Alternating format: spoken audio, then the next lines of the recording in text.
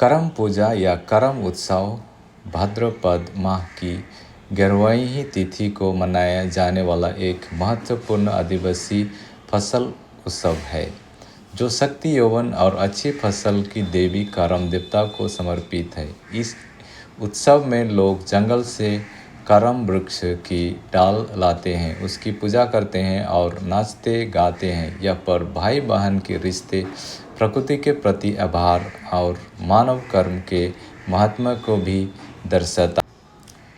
कब मनाया जाता है? यह पर्व हिंदू पंचांग के भाद्रपद मास भादो माह की एकादशी को मनाया जाता है। कौन मनाता है? मुख्य रूप से झारखंड, छत्तीसगढ़, बिहार, पश्चिम बंगाल, उड़ीसा, मध्य प्रदेश और असम के आदिवासी समुदाय और किसान समुदाय इस पर्व को मनाते हैं। क्या है मुख्य परंपराएं? करम वृक्ष की पूजा। ग्रामीण जंगल से करम वृक्ष की डाल लेकर आते हैं, जिसकी घर के आंगन में या अखाड़ा में रोपण करके पूजा करती हैं। व्रत। महिलाएं अपने भाइयों की लंबी आयु, सुख, समृद्धि और स्वास्थ्य के लिए व्रत रखती हैं। करम नाच। पूजा के बाद पुरुष और महिलाएं ढोल, मंदार और बांसुरी के थाप पर पारंपरिक गीत गाते हुए और पारंपरिक नृत्य करते हैं। जावा उत्सव। अविवाहित लड़कियां जावा भी उगाती हैं। क्या है महत्व? शक्ति और यौवन का उत्सव। यह शक्ति, यौवन, स्वास्थ्य और संस्कृति के देवता करम देवता की पूजा का पर्व है। भाई बहन के रिश्ते का प्रतीक। कई स्थानों पर बहनों अपने भाइयों के स्वास्थ्य और लंबी आयु के लिए यह पर्व करती है, जिससे यह भाई बहन के रिश्ते का प्रतीक बन जाता है।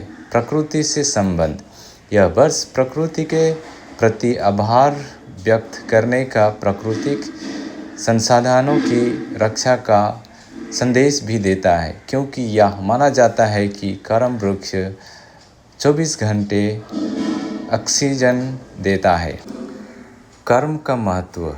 यह पर्व सिखाता है कि कर्म ही धर्म है और सच्ची समृद्धि कर्म और धर्म के सामंजस्य से ही जाती है, जैसा कि कर्मा और धर्मा ही कहानी बताती है। उत्सव के पीछे की कहानी। करम पूजा की उत्पत्ति के पीछे की कहानी की कोई संकलन है।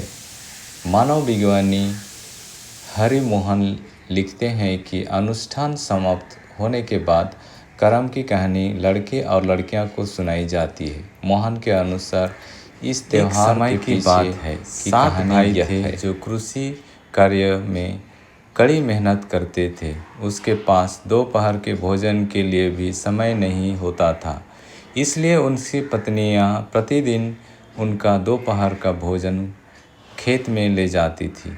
एक बार ऐसा हुआ कि उनकी पत्नियां उनके लिए दोपहर का भोजन नहीं लाई। वे भूखे थे। शाम को वे लौटे और देखे कि उनकी पत्नियां आंगन में करम वृक्ष की एक शाखा के पास नाच गा रही थी। उससे वे क्रोधित हो गए और उनमें से एक भाई अपना आपा खो बैठा। उसने करम की शाखा छीन ली और उसे नदी में फेंक दिया। करम देवता का अपमान हुआ। परिणाम स्वरूप उनके परिवार की आर्थिक स्थिति बिगड़ती चली गई और वे भूखमरी की स्थिति में आ गए। एक दिन एक ब्राह्मण या पुजारी उनके पास आया और 7 भाइयों ने उसे पूरी कहानी सुनाई। तब 7 भाई करम रानी की तलाश में गांव से निकल पड़े।